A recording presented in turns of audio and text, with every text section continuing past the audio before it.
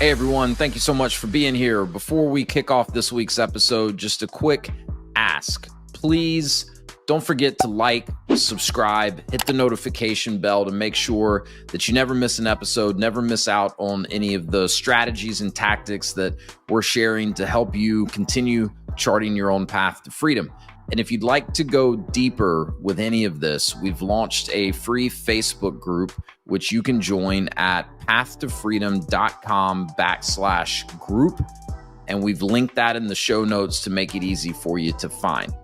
All right. Thank you again for being here. Let's drop in to the episode. Hey, what's up, everyone? And welcome back to the Path to Freedom podcast. Today, I'm joined by Courtney De Ronde, who is the CEO of Forge Financial Management Consulting. Courtney, welcome. Hey, Wes. Thanks for having me. Yeah, my pleasure. We had the chance to meet back before the holidays, had a really good conversation. And I think there's a lot of topics that are going to be relevant to my audience that we're able to dive into today. So really looking forward to it. Maybe start off, just kind of introduce yourself and your company and what do you guys specialize in and who do you help? Great. Yes, thank you.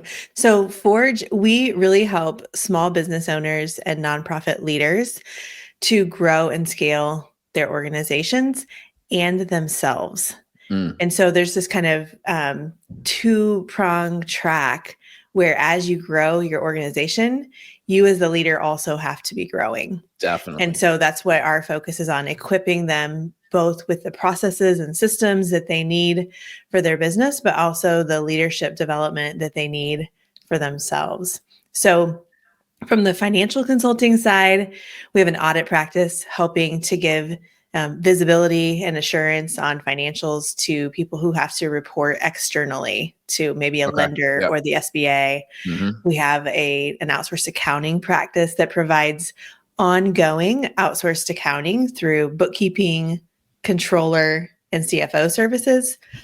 And then we also have a tax team that provides tax consulting and preparation for those audit or outsourced accounting clients. Got it. And then in management consulting, I am delivering private consulting, executive coaching, and then also we have a group business coaching and leadership development program called Scaling Leader, where I facilitate in-person sessions for a group of leaders every quarter.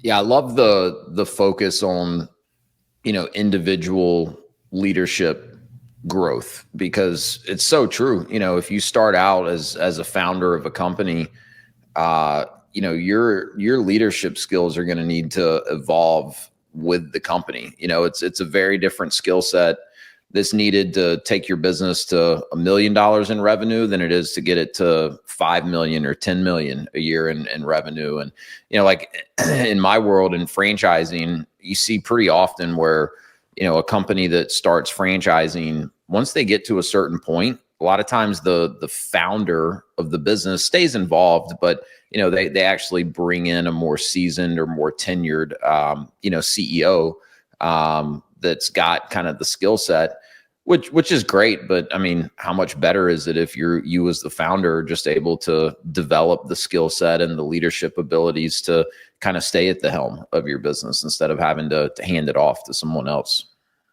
Yeah, I've just found in my own experience and in working with clients, it's just necessary. If you want to keep growing your organization, at some point you're going to be what's holding it back. Yes. And you've got to stay ahead and learn and grow and change. And sometimes some of us are wired to start things, but not maintain them. And Absolutely. So, like you said, sometimes it makes sense that once it gets established and systematized and it really needs to be maintained and the chaos minimized, sometimes people aren't wired to lead through that. And that's okay too. And they can go start something else new and somebody else comes in. So the very entrepreneurial people, they're going to get bored pretty quick once the kind of chaotic, fast growth, fast paced part of the growth is done. Do you find with your clients that it's a hard thing for founders or owners to recognize that they're kind of at that point where, hey, I've taken this thing about as far as I can. with my current skill set, and it's either I level up or the business kind of stays flat, or, we look at bringing in someone else to take charge. Is that hard for people to recognize a lot of times?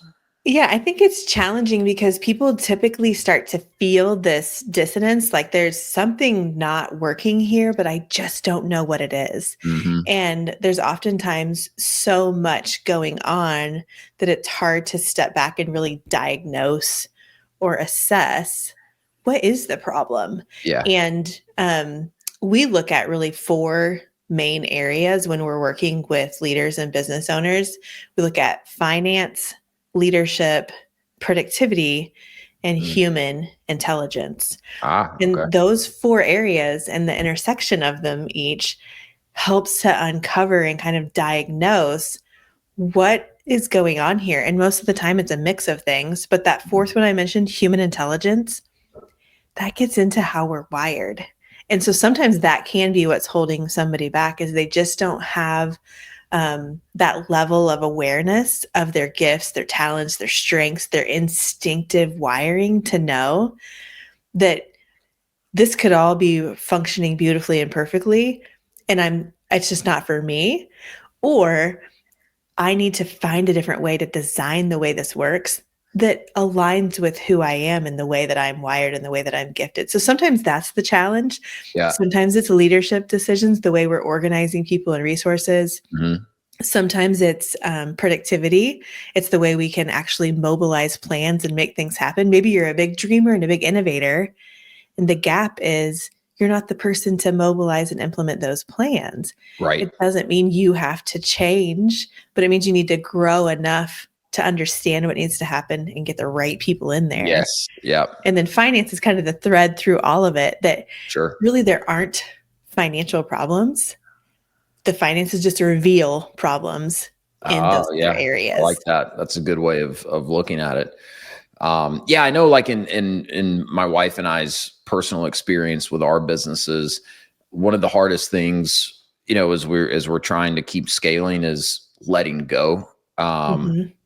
My wife doesn't really listen to my podcast, so I can probably say this pretty safely, but we've talked about it plenty of times anyways. But she like the business we've had for almost 7 years now is really her business. Like, she's been the driver behind the day-to-day since inception. And it's a great business. We've got a great team in place. She's built out a really good team, has great people around her. But that was one of the biggest things that she struggled with, probably a year and a half, 2 years into it, because she was just so hands-on with every single aspect of the business in those early days.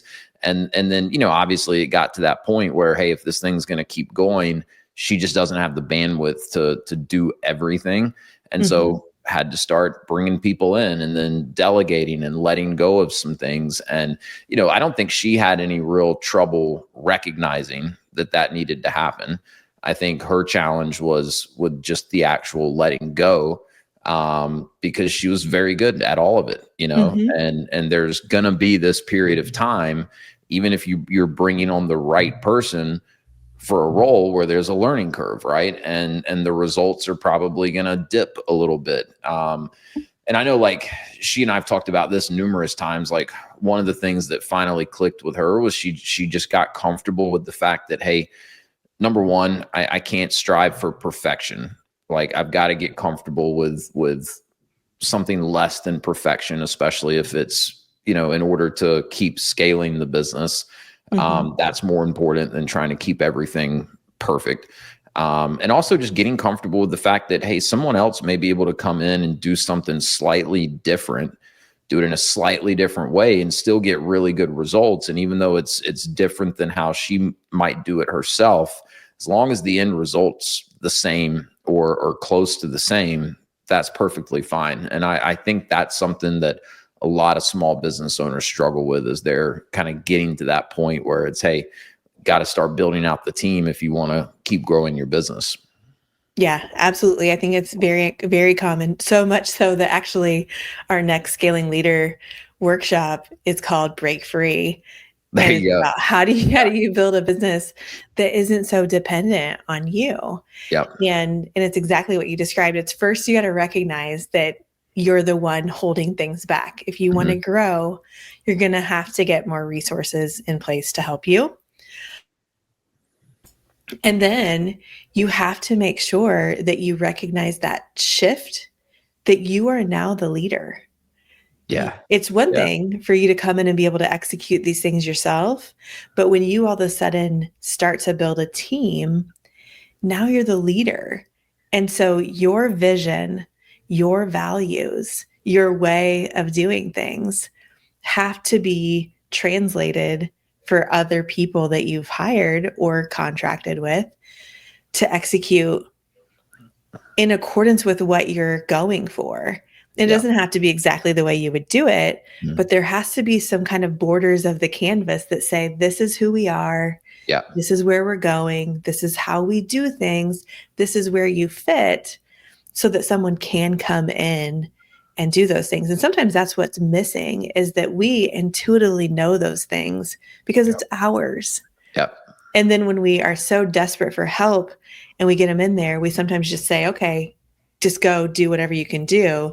And we aren't involved enough to lead. Yeah. And then we get disappointed and frustrated and we think, never mind, I got to do it all myself. Give it That's back. right. I'll Yeah. take it back.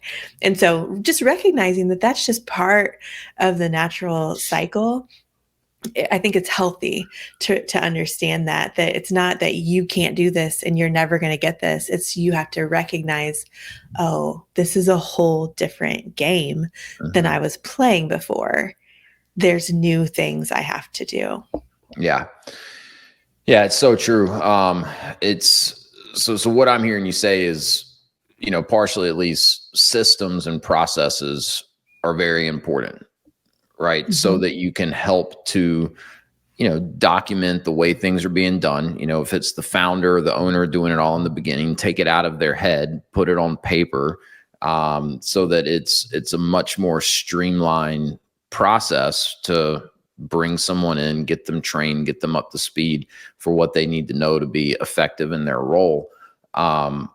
Because I know I've been guilty of this even in my consulting business, where I don't have any direct employees, but I have, contractors that do a variety of things for me. And like, even to, as I sit here today, there's things on my plate that I do that I know are not the best use of my time. I know it would be, pretty easy for me to delegate it to someone else, but it's just that the thought of like, oh my God, now I've got to like sit down and actually document all of these systems and processes in order to be able to like hand this off to someone. It's a lot of work for a short period of time to free up so much of my time ongoing.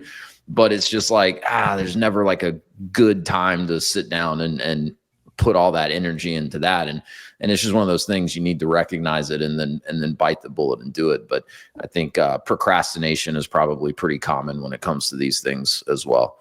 Yeah, absolutely. I think I've been there too, of like, oh man, it's going to take so much effort just to get this onto somebody else. I may as well just do it right now, Yeah. which is in the short term, but then can come back and, hold us back in the long term. We have found that I would say two things. One is sometimes we are adding resources, people, contractors to execute for us, and they do need specific processes and documentation, and we just need them to do exactly what it says and follow it.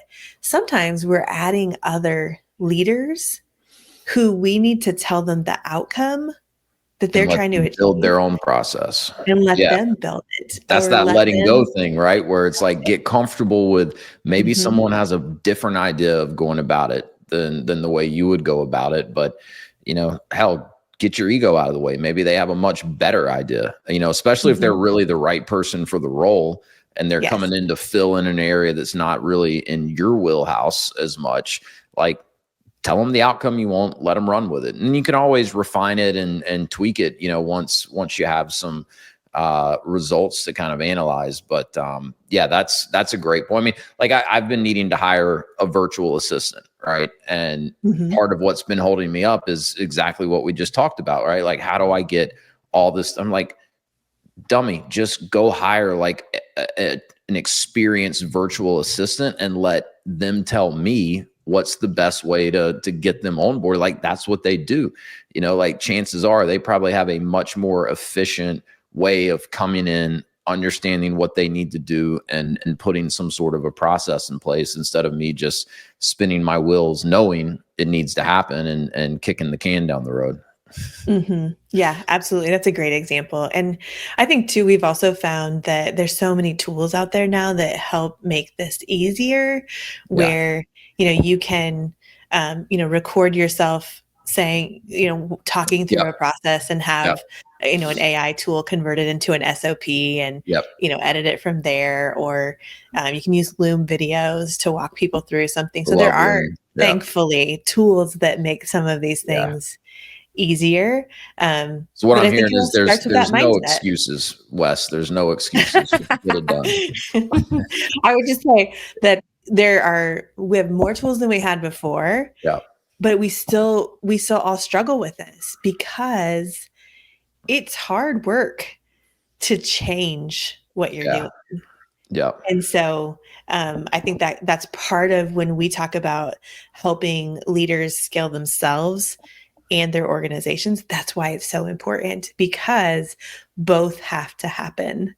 Yeah. And really the scaling of the leader has to happen at a faster pace than the business, or it's going to be what holds that back. And so these are all just so common. I mean, what we've already talked about, we basically have described what we're covering in our first and second quarters in scaling leader, because these are just things that leaders who are trying to do this have to navigate. Yeah. Yeah. It's so important. And there's so many different directions we could go and topics that we could dive into. But if you don't mind, you just mentioned your workshop. So tell us a little bit more. What are the different ways that someone could engage with your firm? I know you said you do some one-on-one coaching Mhm. yourself. It sounds like you have some group options. Obviously, there's different areas of someone's business that you guys could come in and do you prefer with a client to kind of come in and work with them comprehensively, or are you working on just an individual area of the business with some of your clients as well? Yeah, great question. So we have what we call a business intelligence grader. That's an Okay. assessment that, and any of your listeners can take it for free on our site. I'll make sure that we get you a link for the show notes. But Great. essentially, that's where we start. Is Okay. we have someone take the assessment, which asks them to self grade or assess where they're at in each of those four areas: Okay. finance, leadership, productivity, and human intelligence. And then based on that, I can help tell them the ways that I could best help them from a management consult. So we're talking management consulting on this side Right. of things Right. rather than the financial side. And so for a lot of people, um, going into Scaling Leader, our group business coaching program, is a way to simultaneously get the coaching and the guidance that they need and develop a community of other leaders and business owners Yeah. and escape once a quarter from the whirlwind of Yeah. their personal and professional responsibilities and just get the space and support that they need to actually focus on these things. So for most of my management consulting practice is finding people who like that's the fit, is to be in a group coaching setting where we're intentionally guiding them through principles and tools, so both mindset shifts and practical application that they can kind of plug and play into their business every single quarter. But I also, like you said, I also do a limited number of Sure. private consulting days and a limited number of one-on-one coaching Okay. sessions. And sometimes though somebody it's in conjunction with that. So I'll give you an example. I'll work with an executive team, say Mhm. 3 business owners all throughout the year. And then one of the leaders is also in Scaling Leader. Yeah. And so, and then I have also another company that has a larger executive team, and I only work with their executive team every quarter. They don't attend Scaling Leader, but the content and the body of tools that I pull from is the same. It's the proprietary framework that I created called the Simple Scale Up System. So in the group coaching program, Scaling Leader, we're following a 3-year curriculum Oh, wow. of delivering this over quarter after quarter, where somebody can come in for one quarter and it'll still be helpful. It's not, sequential. Right. Yeah. But over the course of 3 years, we cover everything. Where in a private coaching or consulting session, we can hone in on the most emergent issues, and I can customize what we It's deliver. a It's little still more the same stuff. customized. Yeah, for sure. Yeah. Now, are you focusing on certain types of businesses, whether that be industry specific, life cycle of the business? Like, is there kind of a niche for you, or are you able to help just about any company? Yeah, so we aren't industry specific. We are really life cycle, size, and stage specific. Okay. So we're really working with established businesses who have made it past startup, and they're trying to grow and scale to the next level, or they're a mature business who's going through a transformation back through growth as they transition to a new set of leaders. And so now the new leaders have an opportunity to create what they want going forward. So generally, they're over $1 million in revenue. A lot of them are service based versus product based, but the content and the format is applicable for any. We're not going deep on only chiropractors or anything like that. Right. Yeah. We'll get right back to the episode, but I wanted to quickly share a free resource with you. If you're curious about franchise ownership and want to learn more about how countless people, including myself, have leveraged franchising as a way to create more freedom for themselves and to take control of their livelihood, I've put together an ebook. It's called Franchise Wealth Creation, and it's the perfect starting point for anyone that's just curious to learn more about this whole franchise thing and how I've helped hundreds of other people navigate all the steps involved in understanding and researching franchising. So click the link in the show notes, fill out a short form. I'll send you the ebook. I think it's a great starting point if you're curious at all about learning more about franchising. All right, let's get back to the episode. Very cool. So let me ask you this. I want to get tactical here for a few minutes. A lot of my listeners are aspiring entrepreneurs, right? So if most of your clients are, as you said, kind of past that startup phase, right? They're doing $1 million plus a year in revenue. What are some things that, like, what are some of the common, I don't know if you want to call them mistakes, common pitfalls that many of your new clients coming in to work with you have made, that if they would have done things differently through that startup phase might have eliminated some problems for them, expedited how quickly the company can grow, just made it a simpler process to scale? Like, are there maybe 2 or 3 things that you could point to? For sure. I can think of 2 right off the top of my head. Okay. All right. The first one is having visibility on reliable financial information. Yes. And using it to make decisions. Yep. That's incredibly common that even on the financial side, when people come to us looking for an outsourced controller or an outsourced CFO, that's the biggest, pain point we hear is I just don't have any visibility on where I'm at. And I don't know if I can rely on this information. And when you get to a certain size, just looking at the bank balance isn't enough. No. You have to really know, where am I making money? Where am I losing opportunities? Where am I putting myself at risk? All these things that the finances can reveal, that if you don't have reliable information and you don't have anybody to help translate that story for you, you start to feel incredibly overwhelmed. Yep. And usually that, people are coming to us, they're established and they've made it past startup, and that's how they feel. So if you can, during startup, create a practice and a priority around financial visibility on reliable information, meaning somebody's accurately, timely recording transactions and giving you reports that you're actually looking at. Yeah. That will save you a ton of Yes. pain No that goes doubt. in the next step. The second thing I would say from the leadership side of it is recognizing the shift to the next level. Okay. So often we find that established business owners they've made it past startup, but they're still thinking and functioning like they did in startup. Yeah. Who is my customer? Can I find enough people? What's our product? And really, once you've got that nailed down, you need to be thinking about, what is my market? Can I find enough leaders? How do I remain relevant? There's a whole different set of questions to ask and things to think about.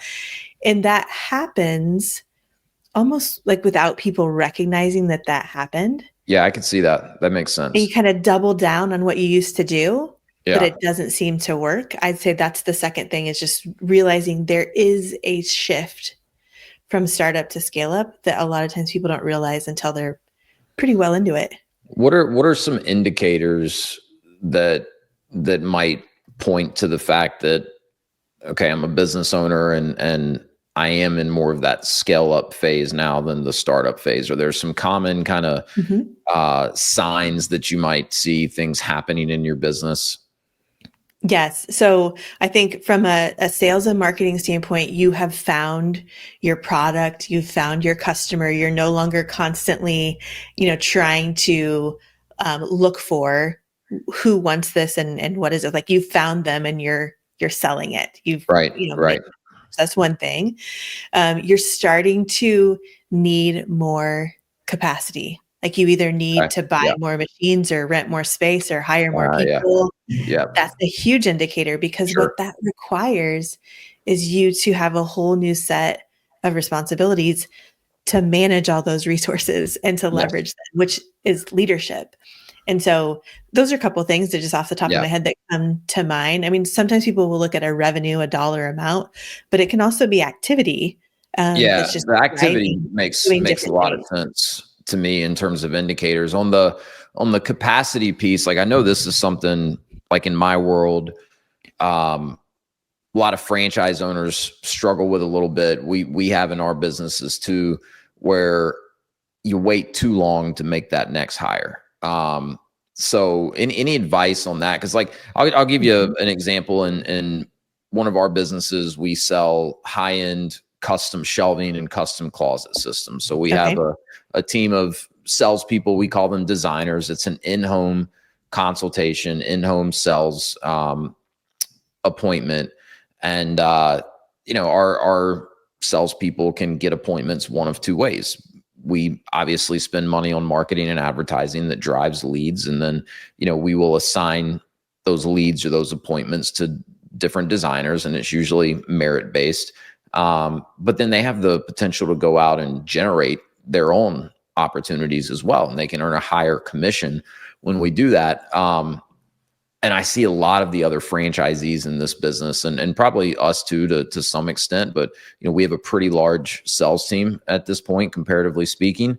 But a lot of people are like, I don't have enough leads to bring in another salesperson. But in reality, especially in a business like that, they're 100% commission, right? So we've kind of adopted the mentality of like, hey, there's no such thing as us having too many designers, right? We'll keep driving as many leads as we can with our marketing and advertising, but those are just going to go to the top performing designers. And if we're really incentivizing them to self-generate their own leads and opportunities, then the more designers we have out there, the more lines we have in the water. And it creates this kind of, hopefully healthy competition amongst the designers where they want the paid appointments as well. But I know that's something we've struggled with. A lot of business owners struggle with it, where they may not feel like they're quite at that point where it makes sense to bring on another team member, but then they end up waiting too long. Yeah. Yeah, this is probably the number one question that Okay. clients ask us on both financial and management consulting side Okay. of how do I know if I should hire someone Mhm. else? Yeah. And a lot of times people have been burned by either what you said, they wait too long and then they're missing opportunities, Yep. or they hire too quickly and all of a sudden they see their cash balance start to go down and their profitability There's start to go that down. too. They made a Yeah. mistake.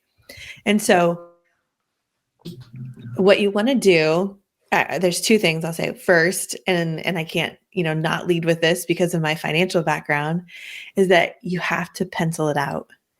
You Okay. have to recognize the implications of this hire. What does it make possible and what does it put at risk? And so Mm. that's all forecasting Yeah. is making assumptions based on certain information. So how much of a backlog do I have? How long does it take for them to get up to speed? How long will I be paying them before they actually return anything back to me?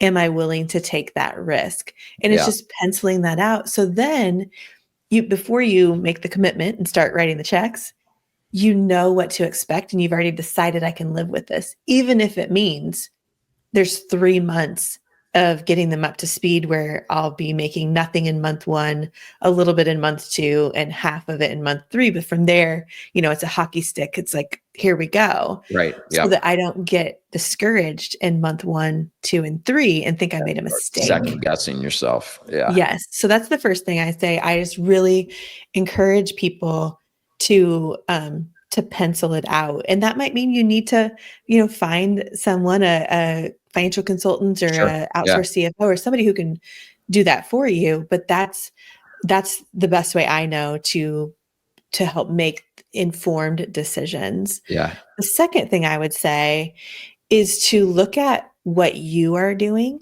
as the leader and recognize how much you're already paying yourself Mhm. to do some of those things. Mm. Because sometimes we think, well, it's going to cost me more to hire an EA, Right. right? Yeah. And it's like, well, if I'm my own EA right now, how much are we paying me to be an EA? And if I freed up 5 hours a week, what could I do with that? Yep. And so that's the other, sometimes that's part of it that holds people back is they think they can't afford, not that that's why you're not hiring an EA, but people No, think they I mean, can't it's part afford to of it. hire somebody, Yeah. because they're not realizing that the company is already paying you Right. to do whatever it is you're doing. So if you're dabbling in marketing or web design or sales or accounting, Yeah. and somebody else wouldn't pay you to do those things, Right. That's a good point. then maybe your business shouldn't pay you either. Yeah. And Great the way of looking at equation it. is really to say, well, what does this make possible for me then? That's And right. how much more effective would it be for the company if I was doing the thing I'm really good at and wired Yeah. to do, even though it feels like like a out of pocket cost right Sure. away. No, I think that's a really good way of looking at it. And I love where you're like, would someone else pay me? Like, I don't try to do my accounting. I learned that a long time ago that is not a good use of my time and I won't stay on top of it. But like scheduling, right? That's a thing that is a huge time suck for me. I can do it, but I don't think anyone else would pay me to come in and be their administrative assistant. I'm not all that organized. Mhm. I don't enjoy doing those sort of things. So that's a really good way of looking at it is like, I'm essentially paying myself to do those things.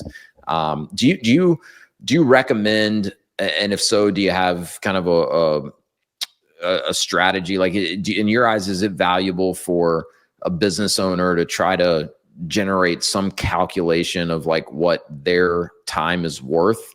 Because to me, if Mhm. you kind of understand that, that makes these types of decisions that you're talking about a lot easier. If it's, hey, on average, my time is worth X amount per hour, and I could hire a VA for, Mhm. $10 an hour, like that probably gives you some good perspective too.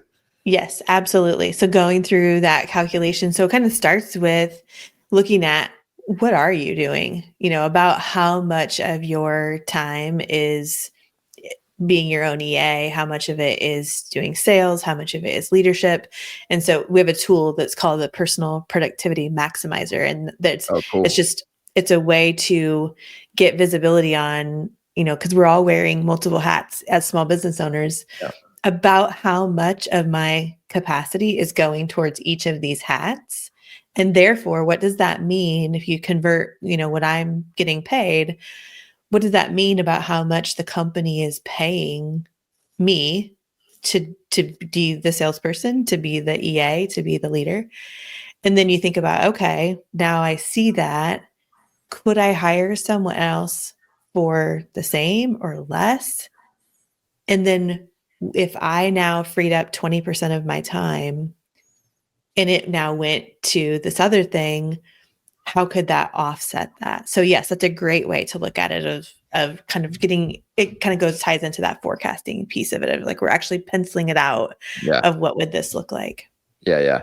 Sounds like you guys have a lot of awesome tools that you've developed, that are helpful in a lot of these things. I want to go back to something that you mentioned earlier, because I'd never quite heard it phrased that way. And again, I think it's a really good way of looking at it, where I think the way you said it was, you never really have financial problems. The finances of your business really just expose problems that you have in other places. So again, thinking about the aspiring entrepreneur, someone that's maybe just getting started on their entrepreneurial journey, are there some common, and maybe this ties into a lot of what we've already talked about, but what are some of the, I guess, most common, maybe call them symptoms, financial symptoms that you see in a business that you would be able to quickly look at and say, okay, well, this financial symptom is probably a function of the problem that's actually over here in your business? Or there's some common themes that you see that, again, maybe the aspiring business owner could learn from and maybe avoid some of that in their own journey? Yes. So some common ones that you come across and that we hear. I feel like I am running so much harder and doing so much more and making less money. That's so common. I mean, it's like the volume, the activity is exponential. I'm running around like a crazy person, and it seems like I should be loaded here, but I'm actually made less money. That is a symptom of, it could be several things, but it might be too much focus on top line revenue without enough focus on, so we're focused on how do we get all the money, but not how do we keep it? How do we make sure that either it could be a pricing problem, we haven't recognized that the cost of delivering this revenue is going up at the same rate or a higher rate than the revenue we're bringing in. So we've got a pricing problem. It could be that we thought we could scale our operations, like we could keep our administrative team, our same office space, all of our kind of overhead costs. We thought we could keep those the same and do twice the activity. But it turns out, even though we've got enough people to sell, we don't have enough people to invoice everybody. We don't have enough people to answer the phone. We don't have enough, and all of a sudden we have to increase our operational costs. And so that's one example. Cash flow. And that's cash flow problems, not having enough money to cover your expenses or make payroll or feel comfortable and confident that you're going to just survive here. That is just a symptom of some other problem. It might be a symptom of not being able to invoice your clients or customers fast enough. I've worked with home builders who build custom homes, and they've got project managers out in the field who are collecting receipts for items that they purchase, all the costs. And until those project managers put those invoices into the system for the accounting team to invoice, those customers building custom homes don't get any billings, which means the builder doesn't get any money coming in. Is the build profitable? Yes. Yeah. It's just the timing issue of project managers not realizing the impact of their disorganized receipt methods. Yeah.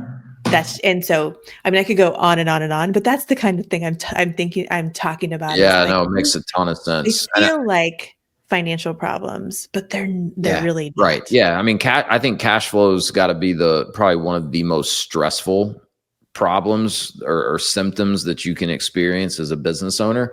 And I chuckled when you said home builders, because we used to own an insulation business. It was one of the franchises that we've owned. And so we worked with a lot of home builders, even some custom home builders. And cash flow was a constant problem for us in that business because we were waiting on the builders to pay us. They have a notoriously cash flow difficult business themselves.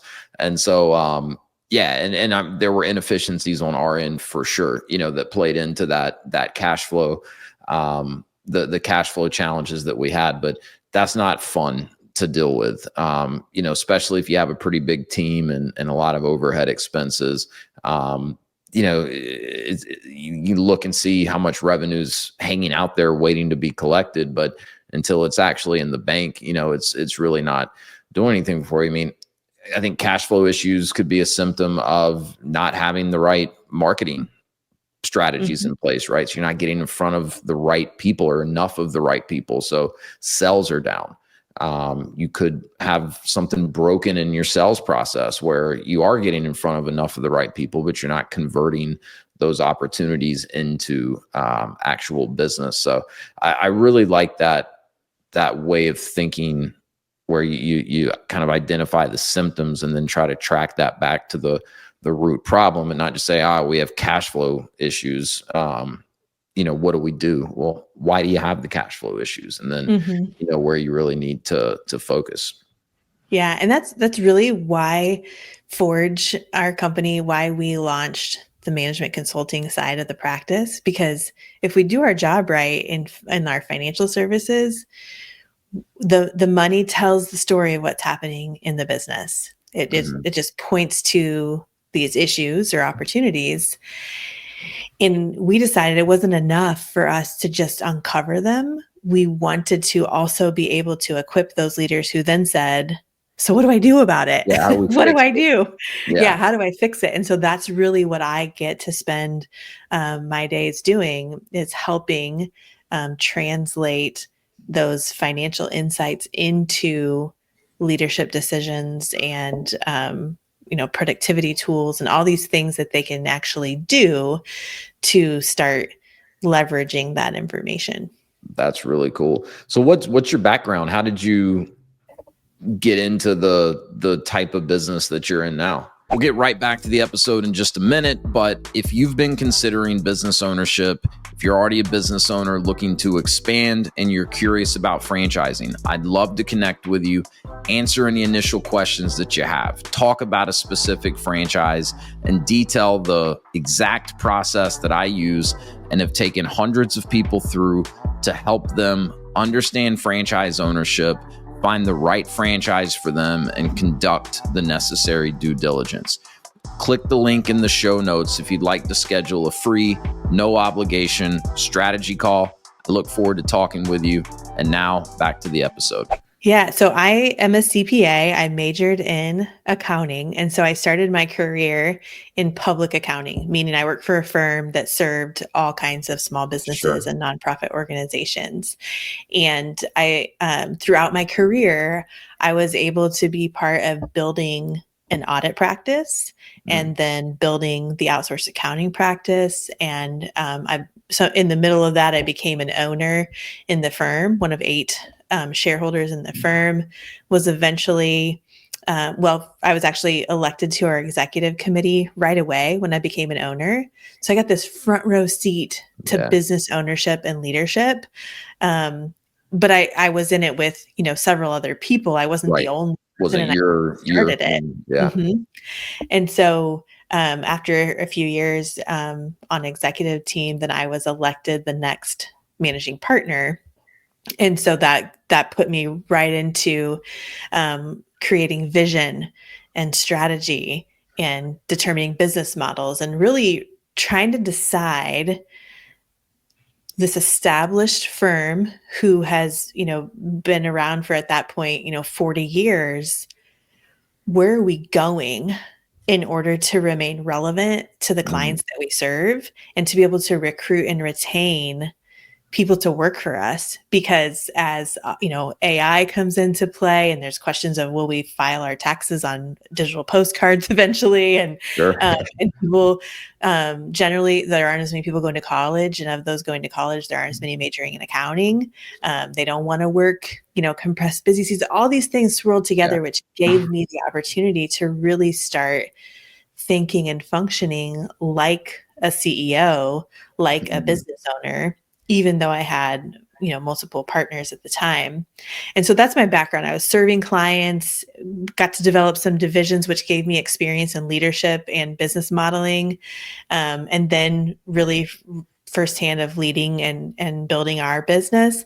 And then eventually, a couple of years ago, when I was the CEO of that firm, we ended up splitting the firm into two because we had created two different business models. One Mm, was this high volume tax practice that served mostly individuals in okay. local communities. Yeah. And then these other two divisions, the audit practice and the outsourced accounting practice, that's mostly businesses and their owners all across the country served digitally. And so we split, and that those two divisions are what became Forge. And then Ah, we okay. added the management consulting. And so yeah, that's kind of my background flyby. And over the last several years in creating the management consulting side of things through our own proprietary framework, I've just gotten to do a lot more coaching and training and speaking, kind of education Yeah. of business owners and leaders versus the day-to-day, delivery of the services that the rest of our team does. So what you're telling me is you've scaled yourself out of that part of it, Yeah. and now you get to kind of be the face and voice of the company. That's cool. That's a really cool story. And I don't know. There's no shortage of accounting firms and financial, virtual CFO type firms out there.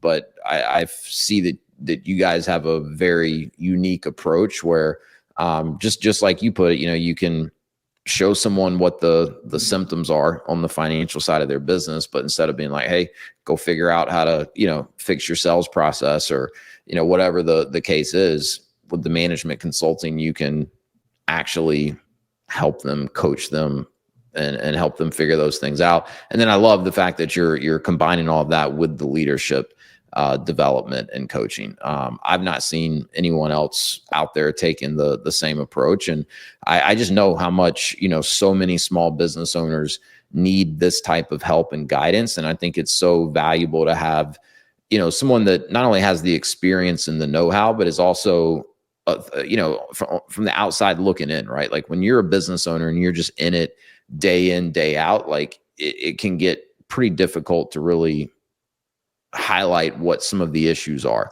And so having Mhm. that person on the outside looking in that's got a totally different vantage point, I think is incredibly valuable. And my whole business is centered around helping people create more freedom for themselves, through business ownership, and my focus is on franchising. But I've seen a lot of people buy a franchise with the goal of having more time freedom, more financial freedom, and 2 years into it, they have less time freedom than they did when they were Mhm. working 50 hours a week in a W-2 job, because they didn't scale it the right way. Mhm. And so I'm very passionate about helping people. Plus, we're still going on this journey ourselves, my wife and I, with our local businesses, and we've certainly not got it all figured out. That's for sure. So I know personally, I learned a ton, talking with you, and I'm going to be checking out some of the resources. I know you mentioned several different resources. We'll link everything in the show notes, but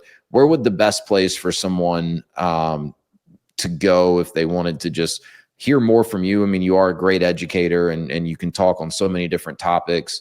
And if they're interested in possibly, becoming a client, where should they go? Mhm.